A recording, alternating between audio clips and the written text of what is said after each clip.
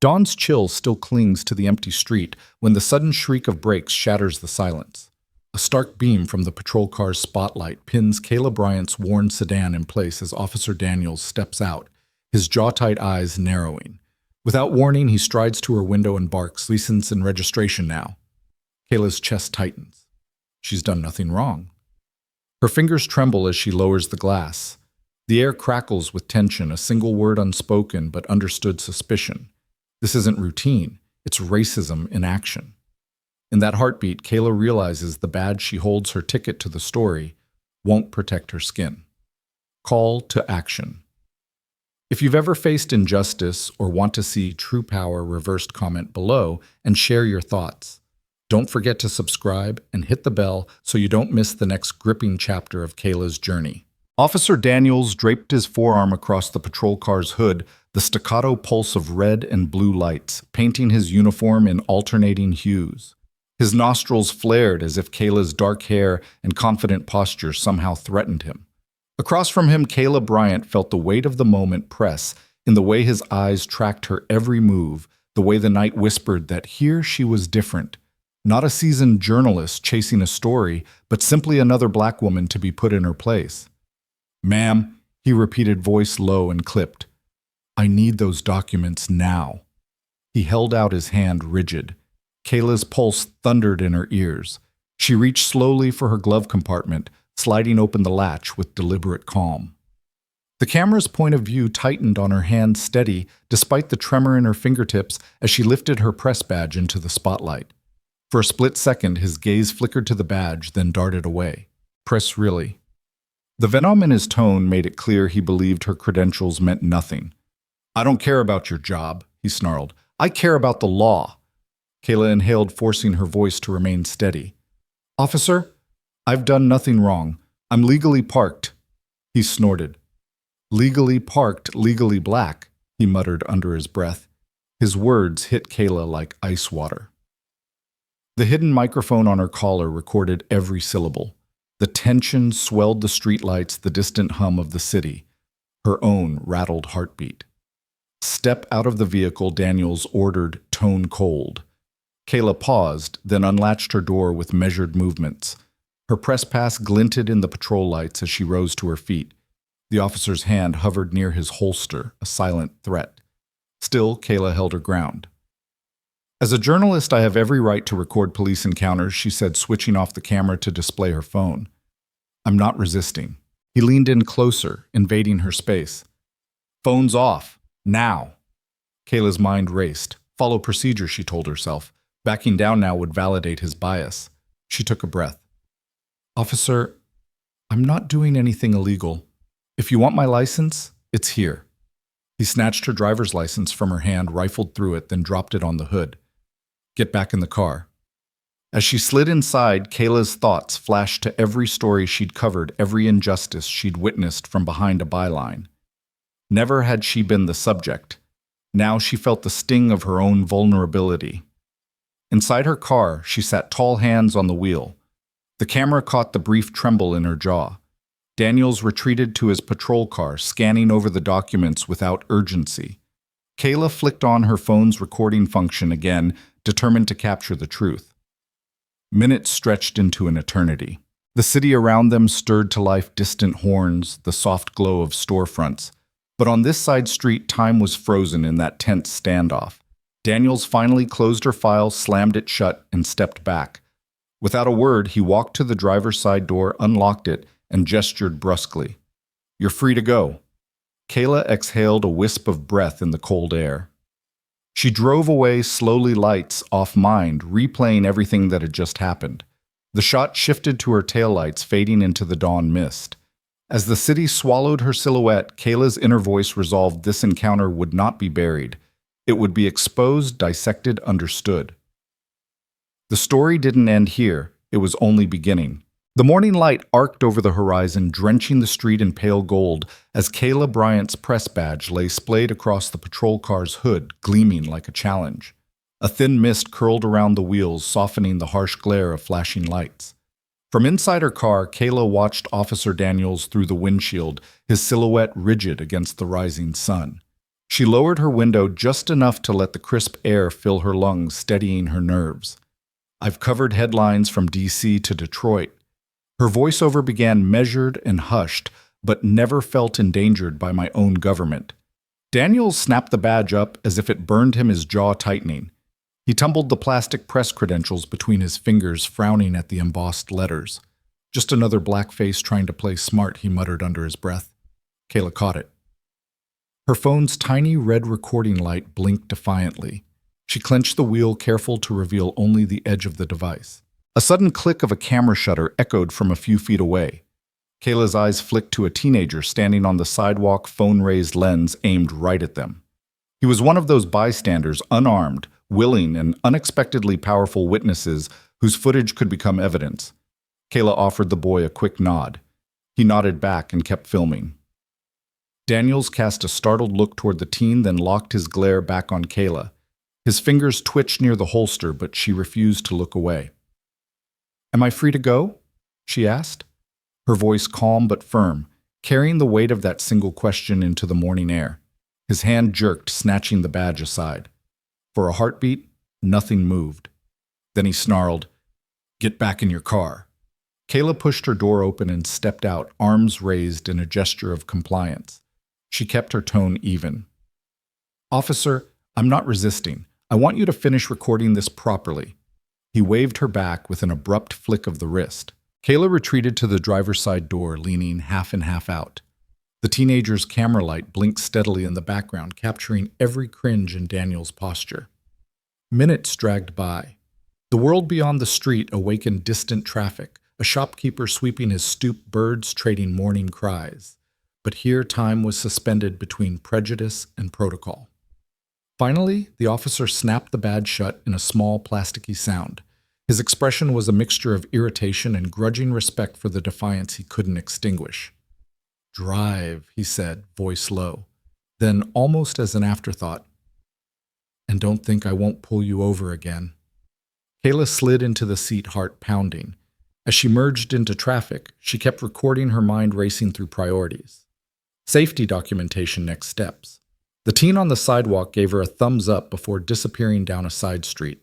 His footage would be crucial. Back at her apartment, Kayla set her phone to charge and sat at her kitchen table, the early sun spilling over mugs and notebooks. She powered up her laptop and uploaded the clip. The video showed the officer's contempt, her own measured composure, the teen's recording. It was a mosaic of proof. Kayla flexed her fingers over the keyboard. She wrote a terse memo to her editor, raw footage attached. "Possible civil rights violation. Recommend follow-up." Her phone buzzed. A text from her producer. "Saw the incoming. Scary stuff, Kayla. You okay?" She tapped back. "I'm fine, but this won't be swept under the rug." She scrolled through body cam protocols, searching for a precedent. An archived case popped up. A black driver stopped in Atlanta who sued the department after a similar encounter. The lawsuit had led to departmental reforms. Kayla printed the court filings and laid them out, connecting dots between Daniel's precinct and the one in the Atlanta case. Names and dates spread across the table like pieces of a puzzle. Suddenly, her phone chimed with an email notification: citizen footage submitted, possible corroboration. She clicked it open. An anonymous tipster had sent high-resolution clips of Daniels making casual but blatantly racist comments to other officers. His hidden rant after his partner asked why he stopped Kayla. "Just checking for troublemakers." That was audio gold.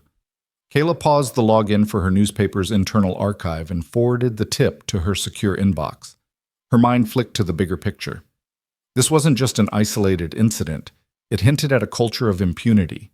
If she could prove a pattern of behavior, if she could tie Daniels to a network of officers whose bias fueled their daily patrols, then she could spark real accountability. Kayla packed her bag, laptop, charger, extra phone, portable recorder.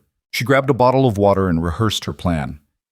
Meet the anonymous tipster in a public cafe, download the files, then head to the Civil Rights Division to see if they'd open an inquiry. The cafe was a nondescript corner shop 2 miles from the precinct. Kayla arrived mid-morning, sunbeams cutting through dusty windows. A man in a worn leather jacket sat in the back, laptop open. He kept looking over his shoulder. Kayla slid in across from him, setting her bag on the table. He slid a USB drive across. All of it, he whispered, voice rough. From last 6 months. Pay close attention to the midnight stops, he's worse than. His finger tapped the device. Be safe. She slipped the drive into her pocket. He melted into the crowd before she could thank him. Kayla paid for a coffee and walked toward the Civil Rights Building downtown, mind buzzing. Inside the imposing columns, she approached the front desk. I have materials that may show a pattern of civil rights violations by Officer Daniels in your precinct. The clerk raised an eyebrow but handed her a complaint form. Kayla filled it out, describing the incident, attaching her written memo, her captured video, the tipster's drive. By midday, she emerged into the sunlight again, adrenaline still pulsing. She called her editor. I filed the complaint. They're taking it seriously. Her editor's voice crackled with excitement. This could be front page. Keep me posted. Kayla hung up and allowed herself a deep breath. Then she looked to the sky, the same sky that had watched her horror and defiance that dawn. As she walked to her car, she felt the shift in unspoken momentum pulling her from witness to catalyst. The badge that once flicked off the hood was no longer a token of vulnerability, but the spark that ignited what might become a blaze of reform. She climbed into her car and stared at her reflection in the rearview mirror, determined, resolute, unbowed. This story isn't over, she murmured. Voiceover echoed. They thought they could intimidate me. They were wrong. With the engine's hum beneath her, Kayla drove off into the afternoon light, ready to follow where the evidence led. The thin line between reporter and protagonist had blurred, and now with every mile she moved closer to the truth and to the day when Officer Daniels would answer for his prejudice. A crackle of static blasts through the night air as Officer Daniels leans over his patrol car's hood radio microphone pressed to his lips. The street is littered with shadows, each one a potential witness to what's about to unfold. Kayla Bryant stands just beyond the pool of his headlights, her posture unflinching. Her voice cuts through the hum of the idling engine. Do you know who I am? Daniels straightens, jaw jutting forward. His lips curl into a mocking smile. You're a mouthpiece, nothing more. He taps the brim of his cap, as if that settles the argument. But Kayla's shoulders don't slump. Instead, she squares them, chin lifted. The camera, positioned at a low angle behind Daniels, catches Kayla's silhouette against the faint glow of a street lamp, tall, unbowed. They think this badge protects me. Her voiceover murmurs, calm but fierce. They don't know who I really am. The shot dips to focus on the chrome clip beneath her press credentials, the unmistakable eagle of the Federal Bureau of Investigation. It's pinned just out of sight, a silent declaration of authority. Daniel's eyes flicker to the badge confusion and a trace of fear surfacing in equal measure. His defensive posture wavers. You're FBI, he splutters, sweat beading at his temples. He steps back, accidentally kicking a pebble into the gutter. Kayla lets the moment linger. The night stretches pliant, awaiting his next move. Agent Bryant, she says, evenly emphasizing the title he'd never expected. I suggest you reconsider what you're doing here. His face pales. The arrogance drains. He swallows hard, caught between his training to challenge and the instinct to comply. After a long, loaded pause, he lifts one hand palm outward, a universal signal of truce.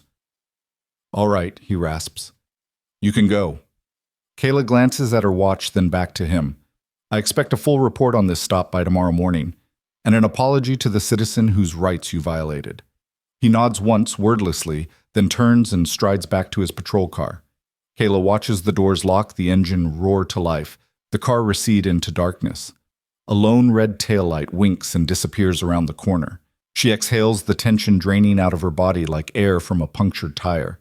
Sliding into her sedan, Kayla eases onto the quiet street tires, crunching against gravel. She pauses at the intersection and peers in her rearview mirror. The faint silhouette of Daniels stands at the patrol car's open door, head bowed. Then, as if sensing her gaze, he turns away and climbs inside. Her voiceover returns as the sedan glides into the night. He thought he was untouchable. He thought one badge kept him above the law. But tonight the scales shifted. By dawn, the city's bustle has reclaimed the streets. Kayla parks outside a nondescript brownstone that houses a small field office of the FBI's Civil Rights Division. She pauses at the steps, runs a hand through her hair, then retrieves her credentials from her jacket pocket. The twin badges press, and FBI sit side by side, a dual identity forged through urgency. She swipes her card and sweeps through the secure doors. Inside the division's hallway is a corridor of portraits past agents who fought injustice, their faces carved in sepia tones. Each pair of eyes seems to watch Kayla as she strides toward her office. She slides into her chair powers on her computer and finds an email flagged Urgent Filing Confirmation. She clicks it open. They logged her complaint, assigned a case number, and scheduled a preliminary review. Her phone rings. It's Special Agent Marcus Langley, her direct supervisor. He's terse but supportive. "I saw your report," he says. "Good work. But you know Daniels will try to cover his tracks. We need airtight evidence." "I'm on it," Kayla replies, pushing a stack of documents aside to make space for her notes. She outlines everything: the initial stop, the bystander video, the midnight radio logs, and the off-the-record clips her anonymous source provided. Langley listens, his tone growling approval. "Keep me updated. If we can prove a pattern of civil rights violations, this district could see a major shakeup." After hanging up, Kayla leans back, eyes drifting to the window where morning light filters through Venetian blinds. Shadows dance on her desk as she gathers the printed materials from the cafe tipster, time-stamped audio, unmarked body cam clips, internal memos suggesting Daniels pressured witnesses into not filing complaints. Each piece is another thread in a tapestry of misconduct. She arranges them chronologically, letting the narrative emerge: a white officer enforcing suspicion against black citizens, silencing anyone who might speak out until an FBI agent unearths the truth. The irony isn't lost on her. She taps the side of her badge and notes in her journal, "Tonight justice looked me in the eye." By mid-afternoon, Kayla is back on the road heading to the precinct itself. She parks 2 blocks away and approaches on foot, blending into the humid air. Her press badge is left behind. Today, she's Agent Bryant, not Kayla the reporter. She strides into the station lobby and waits at the windowed doorway to the captain's office. Captain Reynolds, a grizzled veteran with creases deeper than the Mississippi, appears behind the glass. He gestures her in. Inside, the air smells of stale coffee and paperwork. He looks up from a battered desk. "Agent Bryant," he says, tone measured. "To what do I owe the pleasure?" She slides a folder across to him, thick, bulging, labeled Civil Rights Complaint. His brows knit as he thumbs through it. Kayla watches his face, searching for resistance. Instead, she sees surprise and begrudgingly concern. "I'm here to get your side of the story," she says quietly, "because I'd rather have the precinct's cooperation than a courtroom battle." He closes the folder and stacks it neatly. "I assure you, Agent, we take these matters seriously. Officer Daniels is one of our best." His eyes flicker to the ceiling as if seeking divine guidance, and yet Kayla presses multiple witnesses' video evidence, internal memos. "Something's wrong." The captain's jaw clenches. He leans back. "I'll conduct an internal review. You'll have my department's full cooperation." Kayla nods once, smiles politely, and departs. As she steps outside, the afternoon sun seems sharper, almost diagnostic, illuminating every crack in the station's brick facade. She pulls out her phone and quickly records a short voice memo. "Precinct cooperation promised but not guaranteed. Need direct access to Daniel's personnel file." Back in her car, she punches in the number for the Department of Justice liaison. After a few rings, a familiar voice answers. "Agent Bryant." Deputy Director Chen says, "I'm briefed. We're coordinating with Civil Rights to expedite your request. Expect confirmation within 24 hours. "Thank you," Kayla replies. "The sooner we act, the sooner others feel safe on their streets." She hangs up and breathes deep.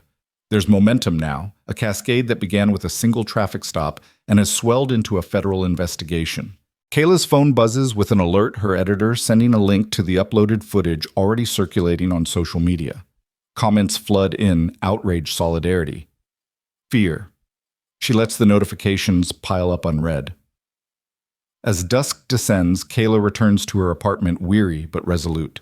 She assembles her evidence on the kitchen table, grouping it by date and witness. She pours a cup of tea, steam curling between her documents like a promise. She picks up her press badge again. Beneath it, the FBI eagle gleams, just a sliver of metal that had once felt like a secret lifeline. Now it feels like destiny. She pins them together on a corkboard above her desk, visual testimony to her dual roles. The phone rings one last time. It's the teenage bystander, the one who recorded the initial stop. His voice is nervous but excited. Agent Bryant, I got more footage from 2 nights ago. He stopped someone else treated them the same way. Kayla's heart quickens. Meet me tomorrow morning. We'll ensure your safety. She hangs up and allows herself a small smile. The pieces are falling into place. Officer Daniels' pattern of racial profiling is about to be exposed for good, and Kayla Bryant, journalist turned federal agent, will be the one to tell the world. She leans back in her chair, hands clasped over her tea. Voiceover. They thought they knew me, but power can shift in an instant, and once it does, there's no turning back. Fade to black as the camera pulls away from the lit window of her apartment into the enveloping city night. Inside the newsroom's fluorescent haze, Kayla Bryant moved like a force of nature, her trench coat slung over one arm, press badge glinting at her waist. The hum of printers, the rattle of keyboards, and the low murmur of hushed conversations formed a living soundtrack to her return. I thought the worst was over, she murmured under her breath, voiceover threading through the clamor. She navigated past cubicles plastered with sticky notes and deadline warnings, each step echoing the confidence she felt after the night's revelations. At her desk, a nest of half-empty coffee cups, legal pads scrawled with cryptic notes, and a laptop that had seen more late nights than she cared to admit, the glare of her supervisor, Marcus Perez, cut through the air like a spotlight. Perez was all sharp angles and stern eyes, the kind of editor who held every reporter to impossible standards. He didn't need to say anything. His expectant stare spoke volumes. Kayla set her trench coat on the back of her chair and slipped into the seat. Perez stalked over the scuffed leather of his shoes, slicing through the carpet. Without a word, he slid an unmarked manila folder across the desk. It thudded against her keyboard with a promise of new trouble. Kayla's heart picked up pace. The newsroom had its own pulse, fast, relentless, unforgiving, and she was already tangled in a story that threatened to engulf her. Marcus cleared his throat. We need you on this, he said, voice low. There was no trace of excitement, only urgency. Kayla nodded, steeling herself. She opened the folder, and her breath caught. The top sheet was stamped, classified not for distribution. Beneath it lay a thick stack of documents, internal memos, financial ledgers, personnel reviews, all pointing to corruption rooted in the same precinct where Officer Daniels had humiliated her. A chill ran down her spine. She flipped through pages that detailed unaccounted overtime payments, hush-money wire transfers, and suspicious case dismissals. Her eyes darted to the familiar name that recurred like a stubborn refrain, Daniels Robert T. Every time she'd encountered his name before, it had come wrapped in uniform and authority. Now it was linked to graft and cover-ups. Kayla leaned back, voiceover soft but clear. They thought they could scare me off. They didn't know I was only getting started. She closed the folder and placed her hand atop it, feeling the weight of her next move. Outside the folder's crisp edges lay the real story. A precinct that protected its own, even when those own violated the public trust. Without pausing, she flipped open her laptop and began typing fast, precise, every keystroke a deliberate push against injustice. Her fingers flew across the keys as she drafted an email to her editor-in-chief, Urgent Investigative Peace Corruption in Precinct 42. Classified docs enclosed. Need approval for FOIA requests and expert interviews. She paused only to sip bitter coffee, her mind weaving together the timeline, the midnight stop, the FBI complaint, the internal probe, and now this. Flashbacks flickered at the edges of her vision. Daniel's sneer as he yanked her badge away, the echo of his muttered racism, the meager glow of the street lamp on her FBI credentials. Each memory stoked her determination. They tried to silence me, her voiceover murmured, but every secret has a crack. A tap on her shoulder jolted her back to the present. One of her colleagues, Jasmine Lee, hovered with a tablet in hand. Jasmine's eyes were wide, her cheeks flushed with excitement. Kayla, you need to see this, she hissed, voice low enough to keep the surrounding desks from alerting everyone. Kayla swiveled her chair toward Jasmine, who connected to the newsroom's live feed system. On the screen, a grainy body cam clip played Officer Daniels at the precinct, head bowed as 2 senior detectives questioned him. An internal affairs insignia flickered in the corner. Jasmine clicked pause at the exact moment Daniel's shoulders slumped in defeat. The headline ticker at the bottom of the feed read, "Officer under investigation for civil rights violations." Kayla's lips curved into a quiet, triumphant smile. The raw video evidence she and other witnesses had collected was making its way through the justice machine. The precinct's attempts at damage control were unraveling live on screen. Reporters gathered around, murmuring, pointing, positioning themselves for the next big scoop. She leaned forward, voice steady and authoritative. "Pull those public records on all the cases he dismissed in the last year. Cross-reference them with complaints filed by Black residents. And get me a timeline on every internal affairs referral." Jasmine nodded and sprinted off, already pulling up databases and dialing colleagues. Kayla turned back to her laptop, inserting the newly discovered clip into her draft story. She wrote the leadee in a dramatic turn of events. Officer Robert T. Daniels, once a 10-year veteran lauded for low crime stats, now faces an internal probe for alleged racial profiling and misconduct. The evidence captured on multiple recordings and classified precinct documents paints a portrait of systemic corruption and abuse of power in Precinct 42. The newsroom buzzed around her, but Kayla was in her own orbit.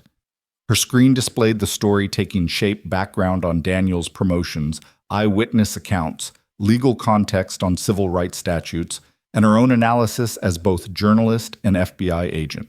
She added hyperlinks to publicly available data quotes from community activists and a sidebar about protections for citizen journalists who record police activity. At her side, Marcus stood watching the story unfold. He cleared his throat. "This is big," he said, tone grudgingly impressed. "But you need to move fast. Danica at the editorial desk wants an exclusive. She wants that rooftop interview with the former community liaison.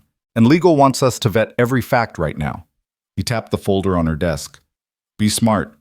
Kayla exhaled and nodded. She keyed a call to her legal counsel liaison, confirming the authenticity of the memos and figuring out the best way to quote classified material without crossing legal lines.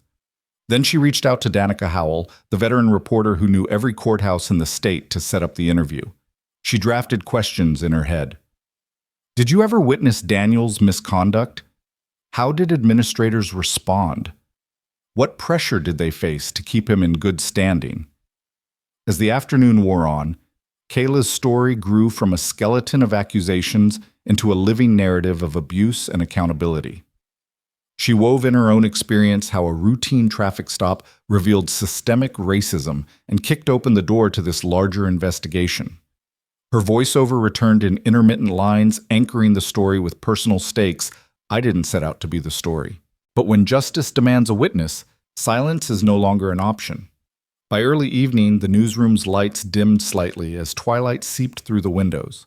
Most desks were now empty, save for the few night shift reporters who hovered over their stories. Kayla saved her draft as Corruption Precinct 2 Final and sent it off to the fact-checkers and her legal team.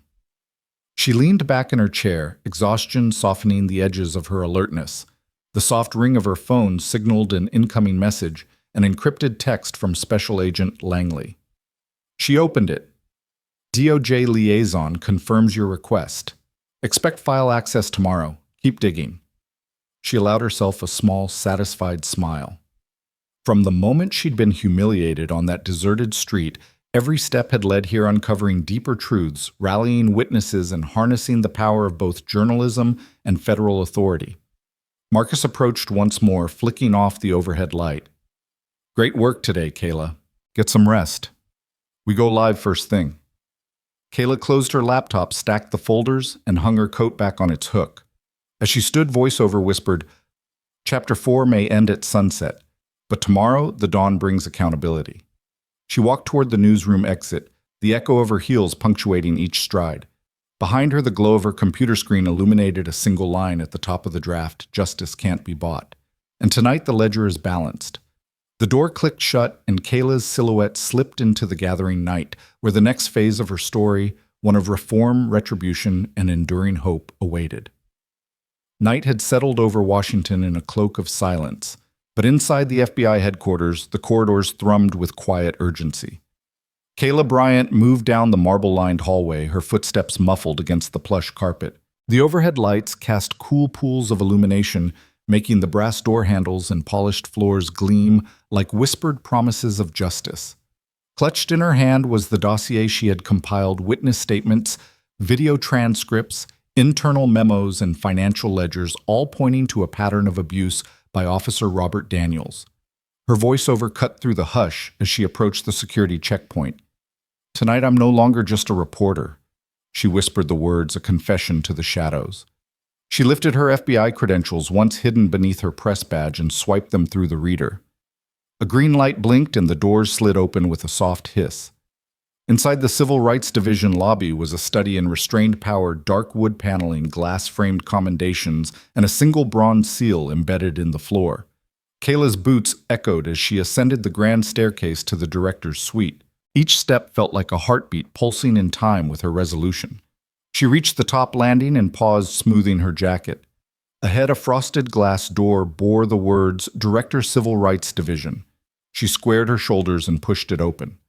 The director sat behind an oak desk that bore the weight of countless decisions. His silver hair and calm eyes bespoke decades of service. He stood as Kayla entered, nodding with a reassuring confidence. "Agent Bryant," he said, voice warm but firm. "We've been expecting you."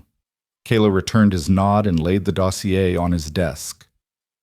"Thank you for seeing me on such short notice, sir," she said, sliding the files forward. She watched as he thumbed through the pages, her evidence rendered in neat, authoritative stacks. He paused at the internal memos that detailed Daniel's off-the-books interrogations and hush money payments. His lips pressed into a line. "This is comprehensive," he murmured. "I haven't seen this level of documentation in years." He looked up, his gaze locking onto hers. "You understand the implications, Agent Bryant. Daniels is career law enforcement. Bringing charges against him will set off tremors." Kayla met his eyes without flinching. "I understand, but public trust is at stake. If we allow egregious violations under the guise of authority, the system fractures." Her hand hovered over a page with the teen bystander's testimony, proof that the public would stand behind the investigation. The director nodded thoughtfully. "I'll convene the task force. Coordinate with the Public Corruption Unit and Internal Affairs. I want you in the room when we draw up the warrants." He tapped the dossier. "Tomorrow we secure evidence from his home badge and personal devices. We'll need surveillance logs, GPS data, everything." Kayla inhaled sharply. The plan was ruthless in its efficiency, each step calibrated to prevent leaks and preserve the integrity of the case. "Understood, sir," she said. "I'll brief the team and assemble the exhibits." He rose and extended his hand. "Welcome aboard, Agent Bryant." She clasped his hand firmly, the weight of her new title anchoring her to this mission. The next hours blurred into a montage of high-stakes coordination. Kayla stood in a windowless conference room illuminated by the cold glow of a projection screen. Around the long table sat seasoned agents, forensic accountants, digital analysts, and the head of internal affairs. Coffee cups and open laptops formed a ring of scattered light around them. Their faces reflected the same solemn determination. Kayla spoke first, her voice clear and unwavering. She narrated the timeline: the initial traffic stop incident, the bystander footage, the internal complaints, the precinct's cover-up memos. The screen flicked through each piece of evidence, redacted emails showing Daniel's attempts to quash citizen complaints, geolocation data, placing him at off-duty stops, and bank statements revealing suspicious deposits. The agents leaned in, eyes scanning every detail. A forensic accountant spoke up, mapping out the money trail that funded Daniel's personal expenses, gifts purchased with precinct funds, unexplained wire transfers to shell accounts, and payments to local informants whose testimonies were conveniently lost. A digital analyst demonstrated how they had cracked the encryption on his personal phone, recovering deleted voice messages in which Daniels bragged about keeping this neighborhood in line. Kayla watched as the team connected each dot, her heart pounding with the thrill of collaboration. "We'll execute simultaneous search warrants at EO 600 hours," she said, consulting her notes. 15-man unit at his residence. 5-man unit at the precinct's evidence locker. Our internal affairs squad will secure any tampered files. The head of the squad nodded curtly, tapping a stylus on his tablet. "We'll also place an undercover agent in the station to monitor any suspicious behavior before dawn. If anyone tries to remove evidence, we intervene immediately. Kayla added, "We'll need protection for the bystander who recorded the initial stop. He's a key witness and must remain anonymous until we can guarantee his safety." She laid out the plan for witness relocation and identity masking. As the meeting dispersed, Kayla lingered, absorbing the residual energy in the air, the hum of collaboration, the sinew of a plan coming together. She exchanged quiet nods with the agents, her dual role, bridging journalism and federal enforcement. She felt the gravity of each file in her dossier, each testimony like a pulse in the body of the case. Later, she retreated to her small office within the division. The walls were bare except for a single framed motto, "Equal justice under law." She stacked the evidence dossiers on her desk and turned to her computer. The DOJ liaison's email had arrived confirming that the arrest warrant drafts were ready for signature. Kayla downloaded the documents, her gloved finger icon clicking through each page. She signed off electronically as case agent, then forwarded them to the judge's clerk for final approval. She paused, staring at the reflection of her face in the dark monitor. The words of her voiceover filled the silence. "Tonight I crossed a line from observer to architect of justice." She allowed herself a small, resolute smile, flicking off the screen's glow. Outside her window, the Capitol dome glimmered in the moonlight, a silent sentinel over the city's heart. She rose and retrieved her jacket, slinging it over her arm. As she passed the director's office again, he stood in the doorway, watching her. He inclined his head. No words needed, one mutual understanding that the coming dawn would define both their careers and, more importantly, set a precedent for accountability. In the quiet stairwell, Kayla paused on the landing. Her hand brushed the banister cold to the touch. She closed her eyes, letting the weight of the moment settle into her bones. The city beyond the building's walls slept oblivious to the operation poised to unfold, but for Kayla Bryant, every breath was an appeal to justice waiting to be heard. At precisely 05:45, she slipped into the operations center, an underground command hub, alive with screens tracking every unit's GPS beacon and real-time radio chatter. Before her, a digital map of Washington flickered, red dots marking agent positions converging on Daniel's home, his precinct, and the evidence locker. She tapped her mic.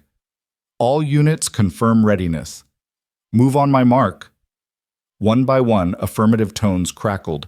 Team 1, ready. Team 2, standing by. Internal affairs in position.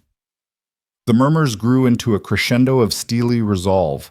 At 05:58, Kayla leaned forward. "Mark." Her voice was low-controlled, but inside her pulse thundered.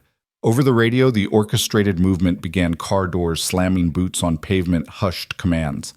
Within seconds, agents fanned out, pinning silhouettes against walls, seizing phones, securing files. The evidence locker's steel door clanged open, revealing rows of case folders, some mislabeled, some missing, all now in government custody. At Daniel's residence, officers knocked and announced their presence. The door swung open. 30 seconds later, he stood cuffed, bewildered, in the foyer.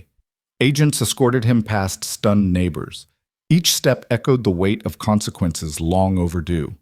Back in the operations center, Kayla watched live feeds as boxes of evidence were loaded into secure vans. Her voiceover barely more than a breath resonated. "This is what accountability looks like." She exhaled and allowed herself a moment of quiet satisfaction. A single beam of lamplight caught her reflection in the gavel-shaped desk lamp that sat on the conference table. Her silhouette shimmered in the polished metal, proof that the scales of justice could indeed tilt, and that one determined agent could ignite a change that rippled far beyond these walls. As the first rays of dawn seeped into the underground cavern, Kayla let the operation's final notes play out. Tomorrow, the headlines would shout her name and the story's truth. But tonight, all that mattered was the hush of completed work and the promise of a justice fulfilled at last. Dawn's pale light seeped through the high windows of Precinct 42, illuminating the linoleum floor in harsh clinical glare. The station's usual morning bustle was replaced by a tense hush. Kayla Bryant paused at the threshold, FBI badge pinned over her heart glinting under the fluorescent tubes. Her voiceover cut through the stillness, steady and resolute. "Justice isn't a story, it's a responsibility." She stepped into the booking area, baton of authority in her stride. A circle of uniformed officers and agents formed around Robert Daniels, their faces a mixture of awe and guarded triumph. Kayla's gaze swept the room. This was no ordinary arrest. It was the culmination of weeks of painstaking investigation, and every eye was on her.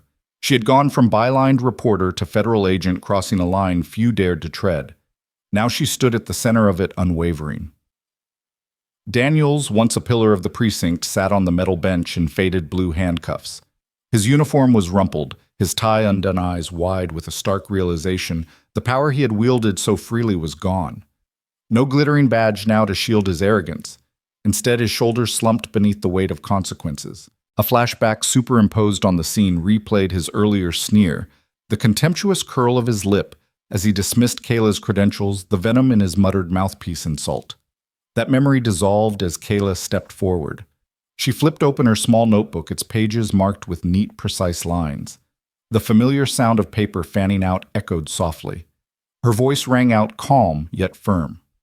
Robert Thomas Daniels, you are under arrest by order of the United States federal government on charges of civil rights violations, official misconduct, and obstruction of justice. You have the right to remain silent. She recited the Miranda warning with dispassionate clarity, each syllable registering in the stunned silence. Daniels blinked, mouth opening as though to protest, then closed it again. Kayla watched him, emotion contained behind her professional mask, the same reporter who once demanded his badge be returned, the same agent who filed the complaint. Now she was the one administering justice. Behind her, agents moved smoothly, securing Daniels' personal effects, cataloging his business cards, confiscating his phone. She noted how his precinct-issued weapon lay untouched on the counter, the holster empty. It was more than a symbolic gesture. It was the removal of his authority. Kayla's voiceover returned softer this time.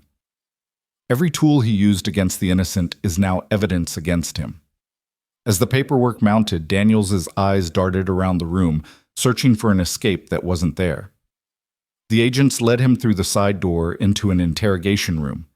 Kayla watched him go, then turned to the onlookers, uniformed officers whose trust had been shaken, analysts whose evidence had cracked the case, the single bystander teenage witness who'd agreed to testify. Each nodded gratitude and relief flickering in their expressions. In the interrogation room, Daniels hesitated as the metal door swung shut. The clang was final, the lock tumbling home with a decisive click. Outside, Kayla heard the sound like the tolling of a bell. She touched her badge absently, recalling the moment she first pinned the FBI insignia beneath her press pass. That secret placement had been her lifeline, the proof that someone was watching him. Now she felt the full weight of her dual roles converge. She moved to the windowless hallway, gathering the remaining agents. Double-check the evidence chain, she instructed quietly. Ensure every digital timestamp is logged, every witness prepared. The agents scattered authority, restored to process and procedure. Kayla allowed herself a breath. The station's fluorescent glare felt harsh after the dark corridors of last night's operation, but she welcomed its clarity. She made her way to the small break area where cases of sealed evidence bins waited.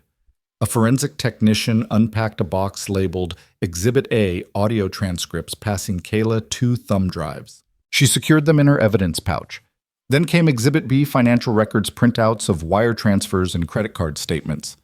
With each exhibit logged, the narrative of corruption and racial profiling solidified into irrefutable fact.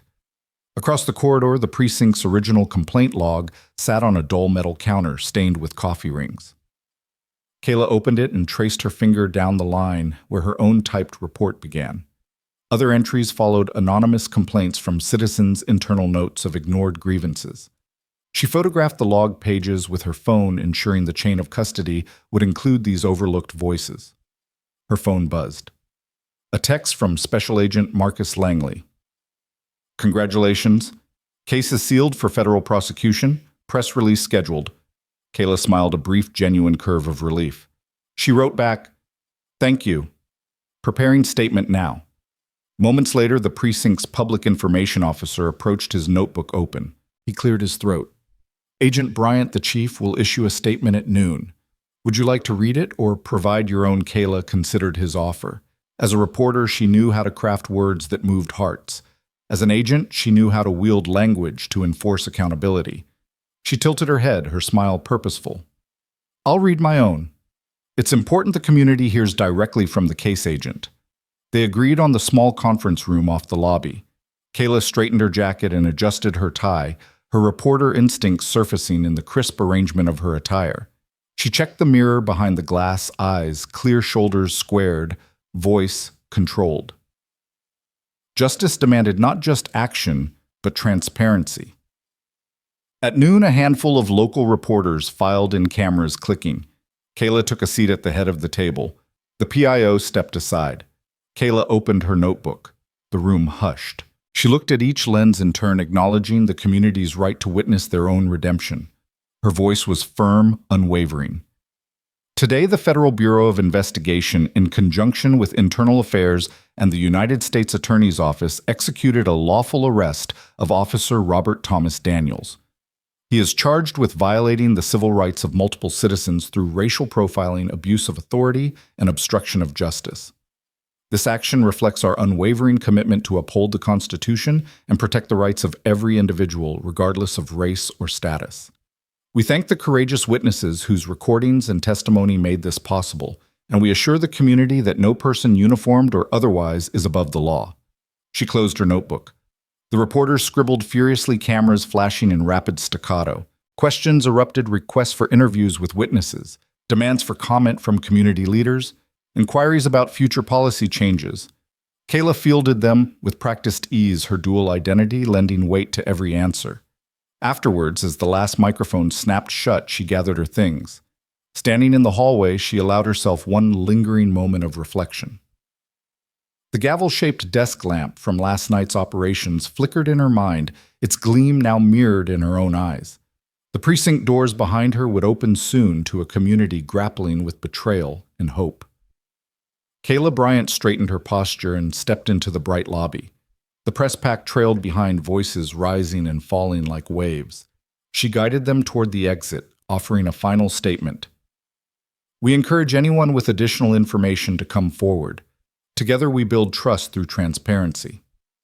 At the doors, she paused, letting the cool air of early afternoon wash over her. Agents and officers filed through beside her, bound together by the day's extraordinary turn.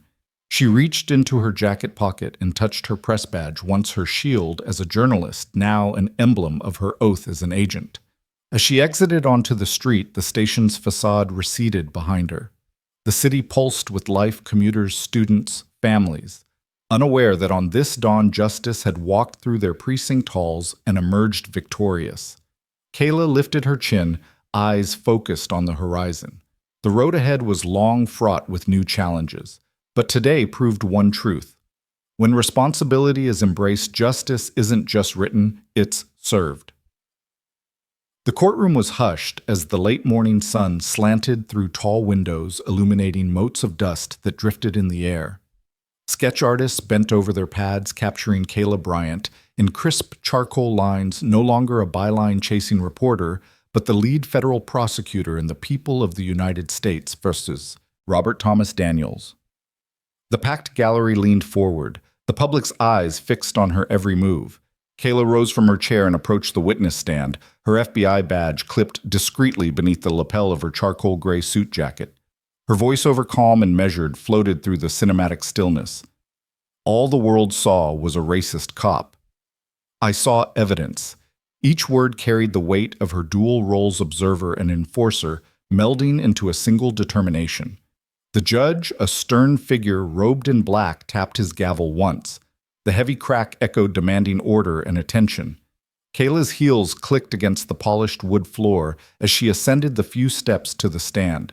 She paused, glanced down at her notebook, and offered a respectful nod to the judge.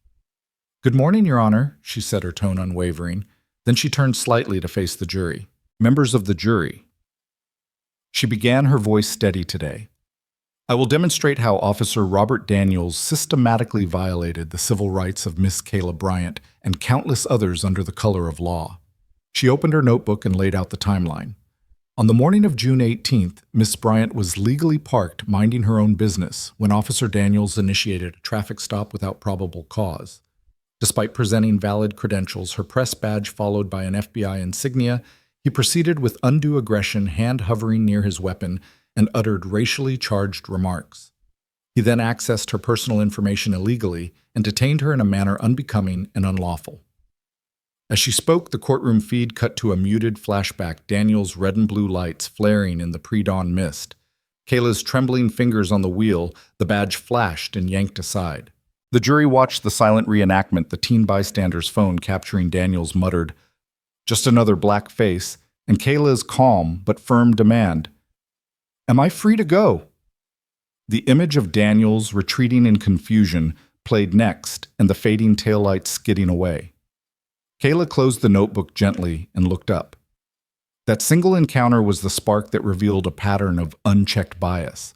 Internal memos, financial records, and witness testimonies confirm that Officer Daniels repeatedly targeted black citizens for stops and detentions, fabricated charges to inflate arrest statistics, and used his position to intimidate anyone who dared to speak or record. She paused, letting the weight of her words sink in. The jury's collective inhale filled the room. She raised Exhibit A, a set of printed body cam transcripts, and handed them to the bailiff. "I call to the stand Special Agent Marcus Langley, who coordinated the analysis of Officer Daniels' communication logs." The bailiff escorted Agent Langley forward. Kayla sat as he took the oath, then resumed her seat, poised to cross-examine. Agent Langley described directly into the microphone how Daniels had redacted files, manipulated timestamps, and pressured subordinates into deleting footage. His testimony detailed the forensic audio analysis, Daniels' own voice in his car, and at precinct headquarters, mocking citizens and instructing colleagues to keep the neighborhood clean. The jury scribbled notes as Langley referenced phone logs and GPS data, aligning Daniels' personal trips with unsanctioned stops. When Langley finished, Kayla returned to the stand. "Agent Langley, is it fair to say that your investigation revealed sufficient probable cause to seek search warrants and arrest Officer Daniels?" He nodded. "Yes, ma'am." Kayla turned to the jury. "There you have it. The federal government did not rush to judgment. Rather, we followed each lead, documented each step, and built a case of deliberate racism and abuse of authority." Her voiceover interjected as she walked back to her table. "Justice is not a gunshot, it's a process." The flashbacks resumed her midnight dossier meeting at FBI HQ, the hush of coordinated raids at dawn, Daniels in cuffs beneath harsh cell lights. Each image underscored her narrative, evidence gathered, warrants signed, arrests made. The courtroom reporter whispered Kayla's next move. She rose again, gathering her folder. "Your Honor, I'd like to present the final exhibit, a compilation of civilian recordings and internal communications authenticated and time-stamped." The bailiff wheeled in a monitor displaying a mosaic of clips. Kayla selected one, Daniels ordering an off-duty stop that led to an unarmed man's unlawful arrest. She pressed play. The grainy footage showed Daniels' swagger, the frightened compliance of the man he stopped, and the officer's post-arrest confession caught by his own covert mic. "If they knew who I was, none of this would matter." The jury watched Daniels' face slump in real time, the arrogance replaced by remorse. She turned off the monitor, allowing the hush to settle. Then she faced Daniels directly. He sat at the defense table, head bowed, the weight of his uniform's bright shield now reducing him to a man in a crisp blue shirt. Kayla's voice resonated. "Officer Daniels, you violated the civil rights of Miss Bryant and others, abusing your authority for personal gain and to enforce a racist agenda. The law does not permit prejudice, nor does it countenance the silencing of those who record injustice. What do you say in your defense?" Daniels lifted his head slowly, eyes damp. His voice cracked as he murmured, I'm sorry." The apology hung in the air, used too late, offering no real justice to those he wronged. His remorse seemed genuine, but Kayla pressed on. "Your Honor, the evidence demonstrates a violation under Title 18, Section 242, deprivation of rights under color of law. It is the government's position that the defendant's actions were willful, malicious, and without justification." She stepped back, voice unwavering. "We rest our case." The judge's gavel pounded decisively, signaling the court's pause before deliberations. Kayla returned to her seat, shoulders releasing the tension she'd carried through her testimony. In the adjacent bench, the teenage witness who'd first captured the stop exchanged a look of gratitude with her. Community advocates in the gallery nodded solemnly. Daniels slumped further, his uniform's badges and ribbons glinting mockingly in the overhead lights. His earlier confidence, his sense of invincibility, was extinguished. He no longer wore this armor of prejudice. Instead, he sat exposed to the consequences of his choices. Outside the courtroom, reporters whispered about Kayla's transition from journalist to prosecutor. Headlines were already forming: reporter turned agent leads historic corruption trial, and FBI's Kayla Bryant exposes racist cops' crimes. But inside, as the jury filed out to deliberate, the only sound was the judge's quiet invitation. Counsel, any final statement? Kayla rose, folded her notebook, and met the judge's gaze. The courtroom held its breath, fade out on her poised silhouette as she prepared to deliver the final words that would seal the fate of a man who once believed his badge made him untouchable. A heavy silence fell over the courtroom as the jury foreperson rose from the box, the weight of the moment pressing into every breath. Sunlight streamed through the tall windows behind the judge's bench, casting a golden glow on the polished wood. In that stillness, Kayla Bryant took a step forward, her posture unwavering every inch the agent and advocate she had become. Her voiceover, soft but resonant, echoed through her mind. This verdict isn't just mine. Her heels clicked against the floor as she approached the center of the room. She glanced at Daniel's table, his shoulders hunched, gaze fixed on the oak panels beneath him. The uniform that once signified his authority now felt like heavy armor rusted by the corrosive truth of his deeds. Kayla steadied herself, recalling the path that had led here: the midnight raid, the hidden files the teens brave, recording the midnight marches through corridors of power. Each step had been driven by a singular purpose: to ensure that power twisted by prejudice could be undone. She turned to face the jury and then pivoted slightly toward Daniels. Her suit jacket was button-tie, straight hair neat, an outward display of control after the whirlwind of emotion that had defined this case. "Officer Daniels," she began, voice calm yet charged, "your actions nearly silenced the truth. You wielded your badge like a weapon, convinced that no voice could stand against you. Today, truth wins." A murmur rippled through the gallery. Family members of the victims' community, leaders, journalists, and curious onlookers. Some faces shone with relief, others with disbelief. Kayla's gaze swept the room, acknowledging their shared journey from outrage to accountability. She let her words hang for a moment before stepping back, allowing the room to settle into a breathless anticipation. The foreperson cleared her throat. "In the matter of the United States versus Robert Thomas Daniels, we, the jury, find the defendant guilty as charged on all counts." The gavel's tap echoed like a heartbeat, reverberating through the assembled crowd. A collective gasp broke the hush: astonishment, vindication, the raw power of an institution confessing its own failures. Kayla exhaled slowly, a measured release of tension that had coiled within her since the first traffic stop. She closed her eyes briefly, imagining the tide receding after a storm, leaving behind the wreckage of lies and prejudice. Opening her eyes, she watched as deputies moved forward to lead Daniels away. His head remained bowed, the earlier arrogance replaced by an awareness of consequence he could no longer deny. As Daniels passed the defense table, his eyes flicked upward, meeting Kayla's for the briefest instant. No words were exchanged, only the silent admission of guilt and the unspoken promise of reformation. The chain cuffs glinted in the soft light, dragging a slow, reluctant rhythm against the floor. Chambers off to the side echoed with whispers. "He's being taken to federal lockup. They'll recommend the maximum sentence. The community will finally get some justice." Kayla remained at the podium, voiceover painting the scene. Justice isn't a moment. It's a journey from the first cry of protest to the final echo of the gavel. She folded her hands in front of her, careful to let her professional composure remain intact even as her heart pounded. She thought of the countless black citizens who had lived in fear of a badge and gun, who had been stopped without cause, who had recorded an injustice only to be met with hostility. Today, their stories converged in this verdict. The judge leaned forward, pen in hand, preparing the sentencing schedule. He nodded once in Kayla's direction, a subtle acknowledgement of her role as case agent. Kayla stepped down, her Tom Ford-style heels clicking a confident cadence. Reporters jostled for position, their notebooks poised, cameras raised. She answered a few shouted questions, inquiries about the next steps, whether Daniels would appeal, how this case might change precinct protocols nationwide. Each response was concise, factual, unwavering, an extension of the transparency she had championed from the start. Outside the courtroom doors, a sea of journalists and activists gathered. Kayla emerged into the bright corridor, greeted by flashing lights and murmurs that swelled into questions.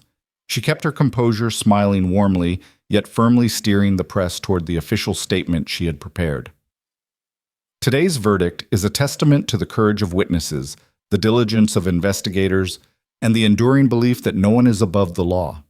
Her words carried conviction, resonating with every person who had waited for this moment. A civil rights attorney approached her, handing over a thick legal pad filled with additional testimonies from citizens Daniels had targeted. "We want to ensure his misconduct doesn't get buried in appeals."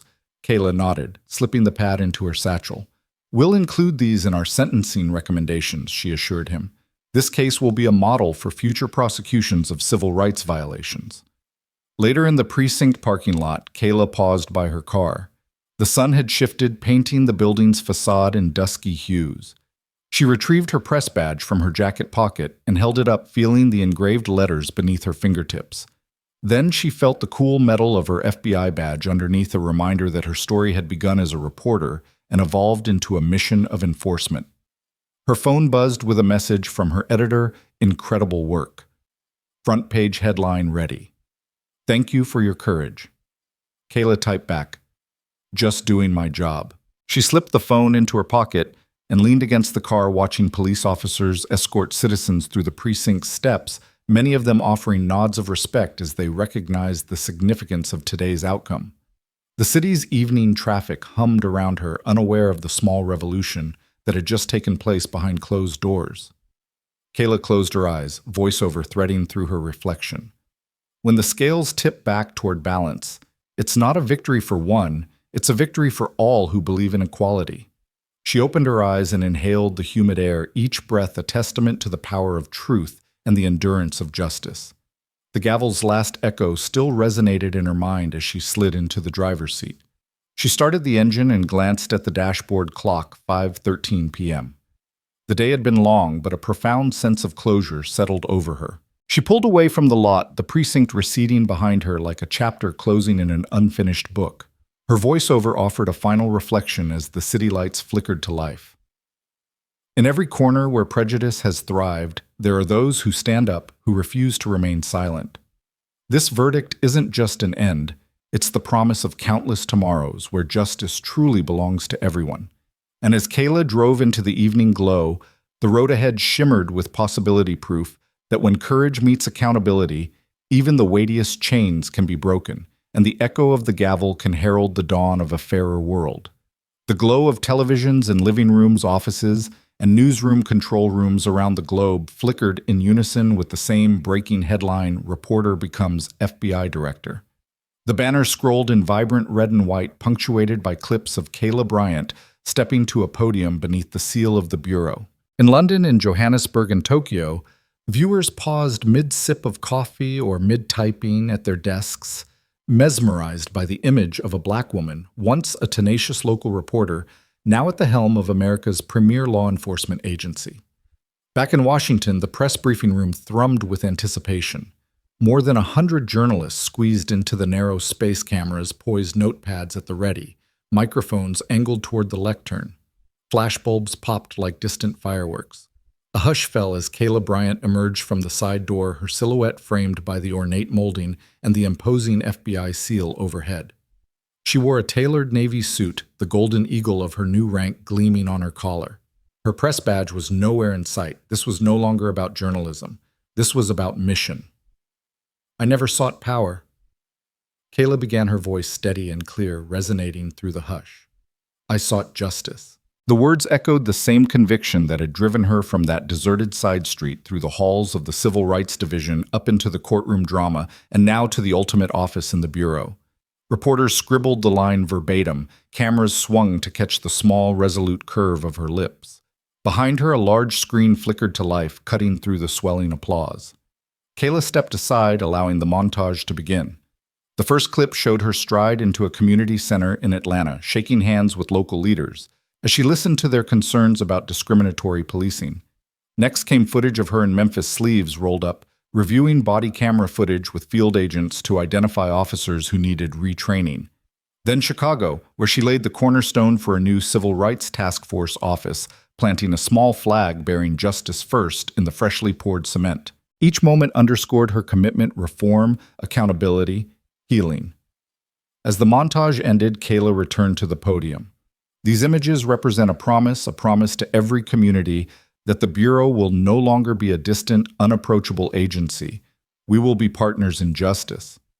She paused, letting the sincerity of her vow settle into the crowd. A reporter raised his hand and Kayla nodded, inviting questions. Director Bryant, he began, voice tinged with awe. How do you plan to balance your prosecutorial instincts with your new administrative responsibilities? Kayla inhaled thoughtfully. My foundation remains evidence-based investigation, she replied. Whether I'm drafting a warrant or setting bureau-wide policy, I rely on facts and transparency. We'll expand community liaisons, bolster civilian oversight, and ensure that every field office has the tools to investigate civil rights violations swiftly and thoroughly. Another journalist piped up. Do you intend to reopen legacy cases of abuse that the Bureau previously overlooked? Kayla's eyes brightened. Absolutely. We are launching a review of all closed civil rights matters from the last decade with special focus on patterns of racial profiling. If we find gaps, if we find injustice, we will act. No file is off limits. No institution above scrutiny. A vibration of excitement rippled through the room. Microphones waved like eager flags. Kayla fielded questions on everything from data collection reforms to diversity initiatives in hiring. With each answer, she outlined concrete steps, mandatory bias training, external review panels, and online portal for citizens to submit complaints directly to her office. Her words were measured but passionate, the cadence of a storyteller commanding a captivated audience. When the briefing concluded, Kayla lingered at the podium watching reporters file out to write their stories. She allowed herself the moment to breathe. The spotlight had been intense, but she was far from finished. Turning away, she descended the steps and entered the adjacent hallway where portraits of past FBI directors lined the walls. Faces in gilded frames from J. Edgar Hoover in black and white to modern successors in muted color watched her passage in silent witness. As she walked, aides flanked her, briefing her on the upcoming schedule, a high-level strategy session with deputy directors, a late afternoon roundtable with civil rights advocates, and a security briefing on the ongoing investigation into the precinct corruption that had launched her into the Bureau's leadership. Each briefing was a thread in the tapestry of national security and civil justice she now steered. In the corridor outside her new office, Kayla paused before the frosted glass door etched with her name, Kayla Bryant, Director. Her reflection shimmered in the polished metal letters. She ran her fingers along the edge of the plaque and inhaled deeply, the weight of the moment settling over her. Behind that door lay the command center for the Bureau's future. With one measured push, she opened it. Inside, the war room was already alive with activity. Screens displayed maps, charts, live data feeds. Agents in crisp uniforms monitored dashboards tracking hate crime reports, civil rights complaints, and ongoing high-priority investigations. Kayla's executive assistant handed her a tablet loaded with the latest metrics on nationwide police reforms. She scanned the figures, percentages of body cam activations, complaint resolutions, outreach events scheduled. The numbers were better than expected, evidence that her early directives were taking hold. Settling into the director's chair, a leather-backed throne flanked by busts of agency founders, Kayla tapped the tablet. She toggled to a secure video link. Within moments, the faces of civil rights leaders from across the country appeared in a grid. Activists, former federal judges, community organizers. They greeted her with muted applause and grateful smiles. Good afternoon, Kayla began, her tone warm but unmistakably commanding. Thank you for joining this inaugural advisory council. Your insights will guide our reforms and ensure we maintain the trust of the communities we serve. She clicked through slides outlining her 5-point plan. Transparency, accountability, community partnership, data integrity, and systemic review. Each leader offered questions and suggestions, and Kayla listened intently, jotting notes with her stylus. When one leader urged expedited support for victims of wrongful arrests, Kayla promised a new fast-track division within the civil rights section. When another stressed the need for mental health resources for affected officers, she agreed to allocate funding for counseling and bias awareness workshops. The hour-long session concluded with a sense of shared purpose. The leaders expressed optimism, and Kayla saw in their eyes both relief and the resolve to hold her and the Bureau accountable. She ended the call and leaned back, voiceover whispering in her mind, "Power may open doors, but justice builds them for everyone." Late that afternoon, she walked the corridors of FBI headquarters once more. This time not as an outsider seeking entry, but as the figure of authority. Staff paused to greet her Director Bryant. They said sometimes hesitant, sometimes enthusiastic. She nodded and offered brief words of encouragement. "Keep up the great work. Thank you for your dedication. Let's stay focused on the mission." Each handshake, each polite exchange reinforced her belief that leadership was a two-way street built on trust and mutual respect. As evening approached, she stood at a window overlooking the Capitol's sprawling skyline. The sun dipped low, painting the Washington Monument in fiery orange. Kayla placed her fingertips on the glass, reflecting on the unlikely path that had brought her here from a tense street stop to the director's chair. She exhaled and whispered, "This is just the beginning." Her phone buzzed a text from the teen bystander who had captured Daniel's first racist remark. He wrote, "Thank you for everything. We feel seen." Kayla typed back, "We feel heard, always." She pocketed the phone and turned to her desk where a single photograph lay unframed. Kayla's first press assignment, a grainy snapshot of a community protest. She touched the corner, then moved it aside to clear space for the official portrait that would hang there soon. The halls grew quiet as staff departed for the day. Kayla remained drafting directives, reviewing strategic briefs, and preparing for the next morning's congressional testimony on policing reforms. Her silhouette merged with the shadows of the late-night war room, a solitary figure resolute in purpose. Above her, the seal of the FBI gleamed in the ceiling tile's reflection, an emblem of power reshaped into a force for accountability. In that moment, she understood true leadership wasn't born from ambition. It was forged in the crucible of conviction. And as Kayla Bryant, director of the FBI, prepared to chart a new course for the Bureau, she carried with her the lessons of every stolen badge, every silenced witness, every sunrise that had broken over her tireless pursuit of justice. Kayla Bryant stepped into the hush of her new office, the setting sun filtering through floor-to-ceiling windows. The warm light painted long shadows across the polished hardwood floor, gilding the rows of framed case files that lined the opposite wall. These weren't just plaques or photos. They were monuments to battles fought in dimly lit rooms, courtroom duels, and midnight raids. Each frame bore the name of a landmark investigation, from the unraveling of organized crime empires to the civil rights prosecutions that reshaped the nation. Kayla paused before them, fingertips brushing gently against the cold glass of one particularly weathered case, United States vs. Rosa Parks. Her voiceover, now softer, filled the quiet power means little without principle. Those words felt as old as the Bureau itself, yet freshly born in her heart. She reached into her jacket and retrieved her original press badge, the one that had sparked her journey from skeptical journalist to relentless agent. With deliberate calm, she pinned it beside the gleaming FBI seal on the wall. The tiny metal rectangle sat there, almost humble next to the official emblem, a reminder of where she had started and how far she had come. As she stepped back, the office door closed behind her with a gentle click, sealing her in the moment.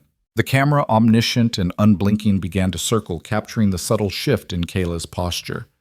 Gone was the driven reporter chasing bylines. Here stood the director, a seasoned leader tasked with safeguarding justice for all. Her reflection shimmered in the glass of the window, eyes firm yet compassionate. Below her, the Washington Monument rose like a silent sentinel, its pale marble shaft catching the last blush of day. Kayla inhaled deeply, savoring the mingled scents of aged books and fresh coffee. The war room down the hall hummed with screens and status updates, but here time slowed. She allowed herself a moment to remember the threads that had woven themselves into her tapestry of responsibility.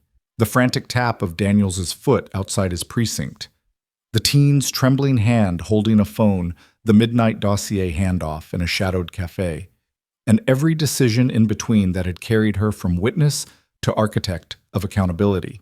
Her gaze drifted back to the case wall. There was John Dillinger's daring jailbreak, the conviction of corrupt senators, and the dismantling of an illicit wiretap ring that had endangered political dissidents. Each story spoke of agents who had chosen principle over comfort, truth over complacency. Kayla recalled the director she'd met on her first night at FBI headquarters, a man of silver hair whose nod had marked her transition from mere reporter to sworn agent. She thought of his final words before he retired. "Remember, it's not the badge that holds power. It's the promise behind it." As the sun dipped lower, the sky transformed into a tapestry of orange and gold. City lights blinked on, dotting the sweeping vista with 1,000 beacons. Kayla moved to the window, hands clasped behind her shoulders. To every voice silenced, she whispered, "I vow to listen." Her words carried both a pledge and a prayer, resonating in the quiet space. The horizon seemed to respond, the monument's silhouette glowing against the dusk. Behind her, a soft chime announced an incoming secure message. Kayla didn't flinch. She knew this moment was more than operational. It was ceremonial, a personal reckoning that aligned her past, present, and future. She allowed the message to wait, savoring the last rays of sun that painted her office in a soft embrace. She turned back to face the room camera sweeping in close for the final reveal. Her suit jacket bore no press badge now, only the FBI seal over her heart.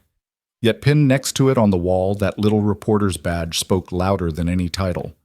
It was a testament to curiosity, to courage, to the belief that one story could change a life and that one person could change a system. In that exact moment, the words "justice served" appeared in stark white on the wall behind her, superimposed in the final frame as if etched by an unseen hand. The typeface was bold, yet unadorned, mirroring Kayla's own ethos, straightforward, unflinching, and uncompromising. The camera held on her profile's strong jaw, thoughtful eyes before fading to black. And in the hush that followed, Kayla Bryant stood alone with her promise reverberating through the chambers of power that as long as the Bureau bore her name on its door, every silenced voice would find an advocate within its halls, and every badge would carry the weight of unwavering principle.